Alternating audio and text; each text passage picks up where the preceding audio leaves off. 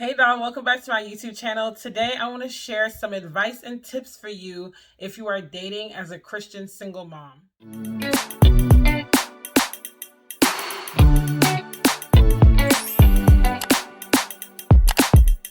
So before we get into the nitty gritty of today's video, I have to mention that this is in collaboration with my sis, Yasmine Woods. If you are not already privy to her YouTube content and you're not already subscribed, sis, I need you to get your entire life together and I need you to go ahead and subscribe to her channel. She shares amazing content to just help us learn how to conquer life with love and stronger faith, and she talks about real life topics that a lot of people don't really talk about, and she is just like the GOAT in my opinion. So make sure that you subscribe to her channel, tell her Delle sent you. Her video on this topic is coming out on Thursday, and I will actually be live on her channel tomorrow as well, doing a talk about racial reconciliation and raising Black boys. So make sure that you are subscribed, because this whole week is Delle and Yasmine week, okay? Be locked in, and on Friday, she will actually be going live with me on my channel right here, so you do not want to miss it. Last week, I went live for the first time, and we had a blast. If you missed that, go on my channel and look at that live video. I talked about dating as an entrepreneur pursuing purpose. So we're going to go ahead and dive into the topic, which is dating as a Christian single mom. Now, for the last 4.5 years, just about, I've been a single mom, but my singleness journey started 5 years ago this month, February 2016. My son's father and I broke up when it was confirmed that I was pregnant. And after that, I was like, I'm just going to go ahead and just enjoy my singleness. Obviously, I'm pregnant. And then after I had my son, I was like, I'm just going to stay single and really like adjust to motherhood and pursue purpose and just really focus on me and heal and do the things that I want to do. Needless to say, during this journey, I've learned a lot of things. I've picked up a lot of lessons and a lot of gems. So that's what I'm going to share with you tonight. I have 5 main points, and then I will be out of you guys' hair. So make sure that you grab a pen and a paper, you share this video, you like it, and let's go ahead and get into it. So the first point is that you have to be whole in Christ. You have to heal and you have to reach a point of wholeness in Christ. Now, we'll never be 100% perfect. So I don't want you to hear that and think, oh, I have to have it all together before I could enter the dating scene. Like, that's not what I'm saying. What I'm saying is that if you clearly have some trauma from your past, if you clearly have some toxic behaviors, if you clearly are moving out of desperation or fear of your biological clock, or you're moving from a place of fear and doubt and wanting to control how things go and desperation, you don't need to be dating right now. If your main concern is I need a man, you don't need a man right now. That's a clear indication that you don't need a man, because there are so many other things that God can be having you to do in this season that you're not doing because your main focus is getting a man. Don't get me wrong, relationships, when they're done right, are beautiful, they're amazing, they feel great, you know, for the most part. Nothing's perfect again. But if that's all that you're thinking about, now you have an idol. God's not going to bless you and grant you with an idol. So you need to purge from that. And it's so funny, I just did a live where I talked about that very thing, where it's like you need to purge from all of that. Like, you need to get rid of that view of idols, and you need to heal, and you need to really bond with Christ. Hey, check out my sis Bond with Christ. You know, shameless plug. But yeah, you got to bond with Christ, and you got to really become one with him. And you guys have to have a relationship, because at the end of the day, Christ is the perfect example of love. Point blank, period. Nobody will ever love you like Christ. Nobody has the capacity to. So when you understand that much, then you can stop looking for someone else to love you like that and make you happy. Secondly, you can start to see yourself how Christ sees you. You can see the value in yourself, because the world will tell you, particularly as a single mom, that you're worthless, that you're damaged goods, that you're this, that, the third. But when you really understand how Christ sees you, then you can feel that way about yourself. It wasn't until I went through my healing journey the past several years that I'm now able to say I truly love myself, and I truly see who I am and who Christ made me to be. Also, when you're desperate, like if you don't take the time to heal and you're just really desperate to get in a relationship, you make the worst decisions when you're desperate. It's just like, think about with hunger. When you're a little hungry, you are able to think straight. You're like, okay, I'm going to get some food soon. It's all good. But when you're starving, 9 times out of 10, you end up eating food you're not supposed to eat. You end up buying more groceries if you're grocery shopping than you're supposed to buy. Like, you can't even think straight. You got a headache. You'll just take anything that passes by your face, because at this point, you just want to eat and you don't care how nutritious it is to your body. So how much more damage can you do to your life by just picking anybody that looks decent? picking anybody that will just satisfy and quench your thirst and desire to say that you have a man. I see so many women do that because they're so desperate to just say they have a man because they're placing their value in that man. They literally carry themselves with more confidence when they have a man, knowing that man ain't no good, knowing that man is taking them down a path that is not what God would have them to go. But you know what? That's a whole nother video for another day. So let's go ahead and jump into point 2. Number 2 is that you need to be intentional with the time that you spend in dating. Time is a priceless commodity that you can never get back. Every second that we waste, every minute that we waste is one step closer to eternity, one step closer to us crossing over. And again, I know that's doom and gloom, but this is reality. When you wake up every day with the realization that today is a gift and the time that I have with today has to be used wisely, then dating will be approached differently within that realm. Because at the end of the day, you don't have time to just be gallivanting and wasting time with every Tom, Dick, and Harry. You need to know where you're going, who will be best suited to go there with you, you know, what your goal is when you get to this destination, so that you can make sure that you have a strategy in place. You can not date with blinders on. The worst thing that you could do is date with blinders on. You should be praying for discernment. You should be praying for clear signs and confirmation, and you should be taking inventory of that, because God shows us, God confirms things to us. But a lot of times, again, we date frivolously, we date with blinders on, especially when that person fits the boxes of your type. You know, they look how you want them to look, or they got the money that you want them to have, or whatever the case may be. And now you're dating with blinders on because you're like, hey, at least they make this much money. Hey, at least they're this tall. Hey, at least they look like this. Hey, at least they drive that kind of car. And you're not praying for discernment. You're not going to God at every step of the way and saying, Lord, is this the one you would have for me to be with? Is this the one that you would have for me to entertain seriously? Yes, you could go on dates to get to know people, because if y'all saw my interview with Obedience Podcast, I'm not against multi-dating, because to me, dating is just gathering information. It's just gathering intel. It's getting to know someone. So it's not locking in with someone and saying we are monogamous. That's courtship to me, you know? So I don't see anything wrong with that. But even in your multi-dating, you need to be intentional. You don't need to be doing the most too soon. You definitely don't need to be dating with blinders on. That's your time to gather information. That's not your time to just look cute and hee hee ha ha. That's your time to ask questions. That's your time to get information. That's your time to turn up your discernment so you can decide if you even want to entertain courtship with this person or not. And that's the time for you to not compromise. The least compromise that you should be doing is in the dating phase, okay? Because when marriage comes, you're gonna have to compromise way more than we're naturally able to in our flesh. So the Holy Spirit is the one that's gonna really help us with that. And not that it's gonna be so unhealthy where you feel like you're not yourself anymore, but dating should be the phase where you are not compromising on your standards, not your preferences, your standards. So make sure that you are intentional with your time. Make sure you have a strategy. Make sure you have a game plan. Where are you going and how do you plan to get there? And does this person fit that game plan or not? If they don't, let it go, sis. Keep it moving. But most importantly, pray for discernment, because your preferences can very well be blocking you because you have an image in your head of who the person is that you should be with.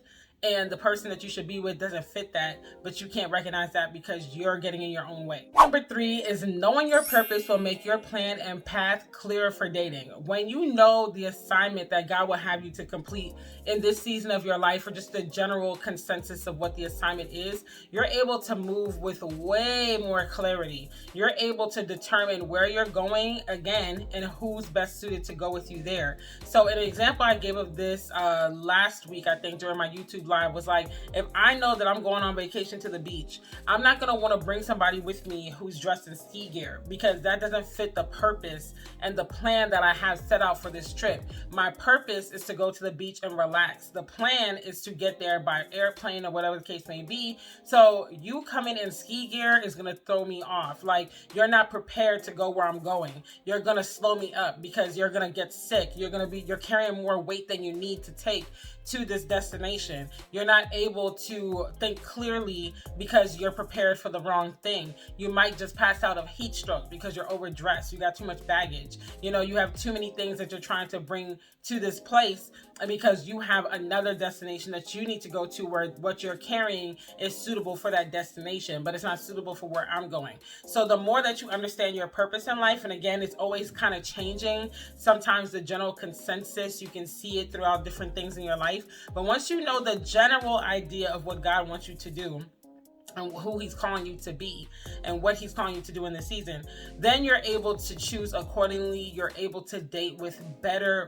discernment and strategy and precision. So you really need to have that in mind, and you really need to be aware of like who that person is who's best suited for you, because again, they might not be the person that you think they are, because we get in the way with our preferences, and we really need to pray for God to like cleanse us of our preferences and to fill us with his will so that we can choose according to his will, particularly with dating, because dating for marriage, like who you marry is the biggest decision you'll ever make. They can really impact your life in so many ways. So we need to be thinking with the spirit and not with the fleshly, earthly mind that we have. Number 4 is, if you are dating for marriage, which most of us who date are, you need to prepare to be a wife from now. And again, these points are in no particular order, so I don't want you to think like, oh, I got to do this, then do that. Like, they're all equally important in their own right. But if your end goal is marriage, prepare to be a wife now. I shared recently, again, on the Obedience podcast interview I did recently, that I started getting better options in my life, better kingdom men, Christ-like men, once I went through the healing process, once I no longer idolized marriage, once I got to a point where I was okay being single, like genuinely satisfied being single. That's when real kingdom men started approaching me. And that's when I realized how much preparation goes into being a wife. You know, a lot of times we tend to think we're going to meet someone, they're going to love us, we're going to love them, we're going to be walking in one accord, we're going to get married, and it's all just going to work out. But you have to prepare for marriage. It is a ministry. It is a battleground for sanctification.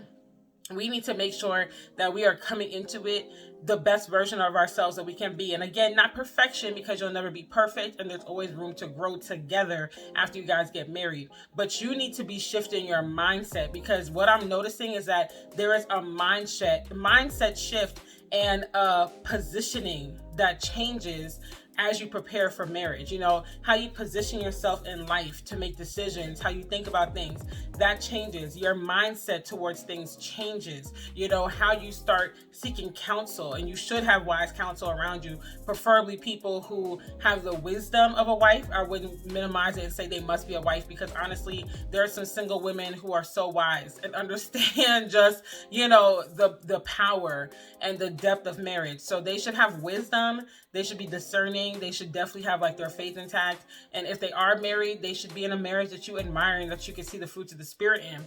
But having that wise counsel helps. You know, having people that you could talk to even in the very beginning stages when you're getting to know somebody and you're like, okay, I think that this can go the distance.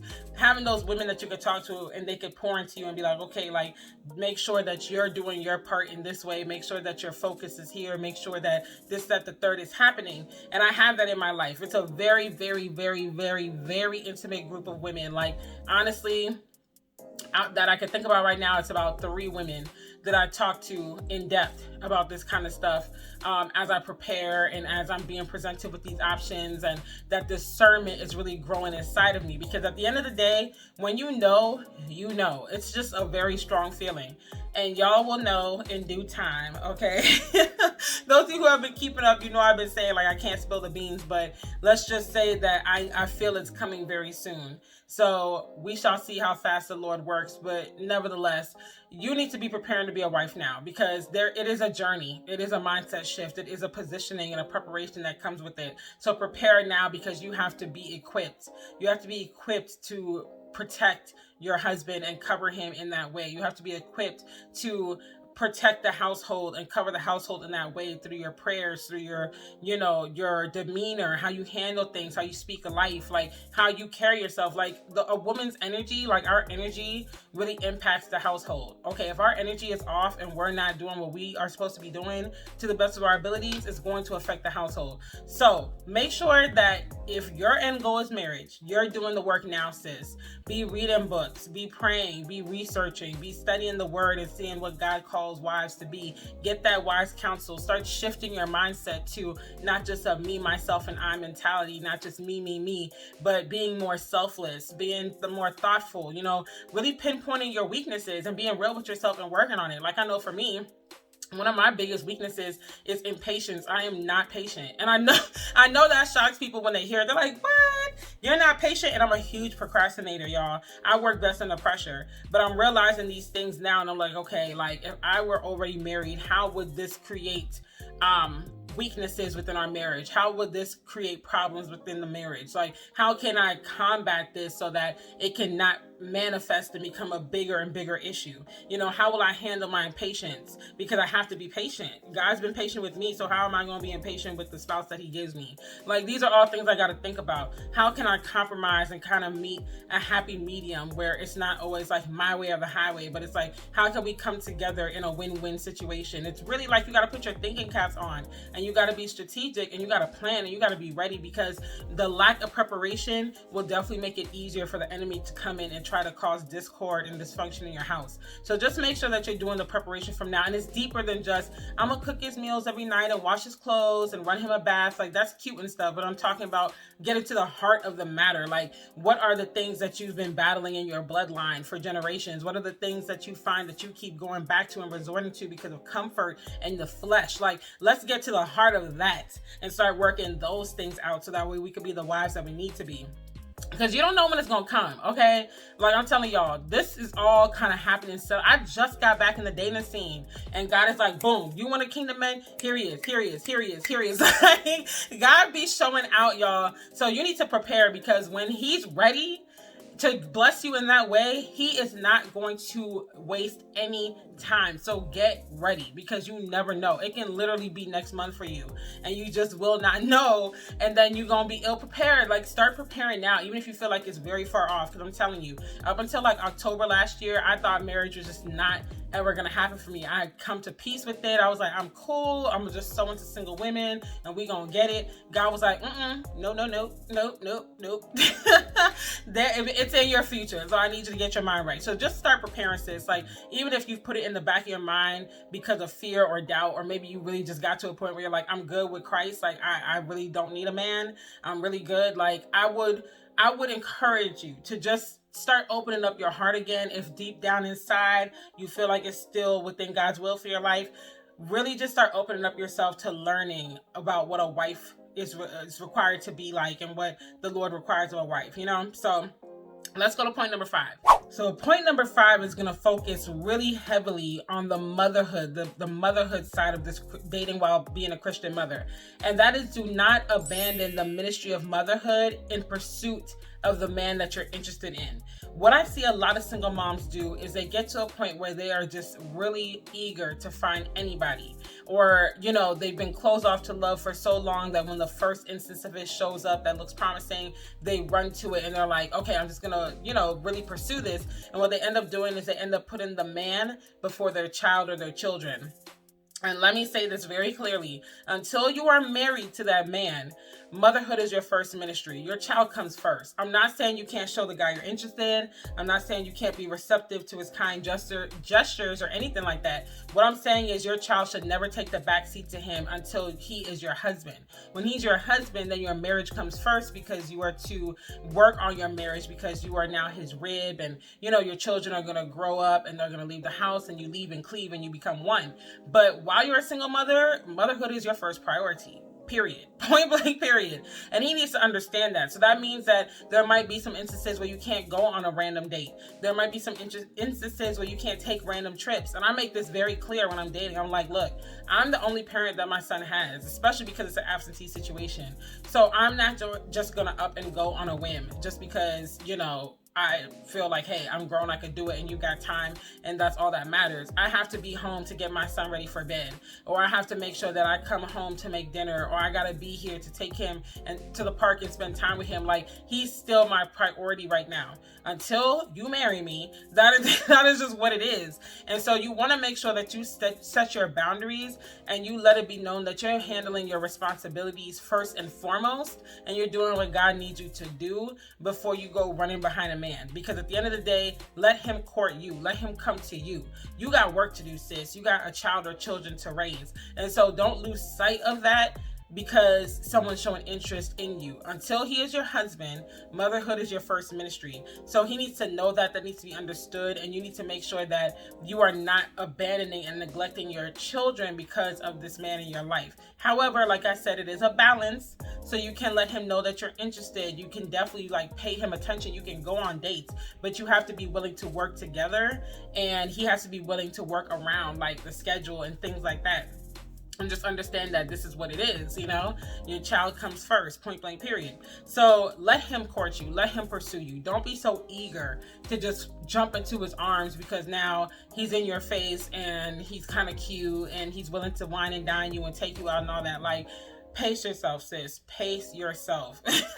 If he's the one God has for you, he will understand that. And he will honestly be willing to work around it because he's going to want to get to know your child or your children eventually because he sees you as a wife. And so he understands that like this is your first ministry and he's coming into a family dynamic that already exists. So he can't just come and expect you to drop everything and just run behind him. Like any man that is really heartfelt and integral, he's going to understand that and he's going to be willing to work around that and come into the dynamic and bring more order and love and peace rather than sow discord and dysfunction. So that's point number 5. But I have a bonus point for you. Bonus point is, it's really encouragement, but it's you are not any less worthy because you are a single mother.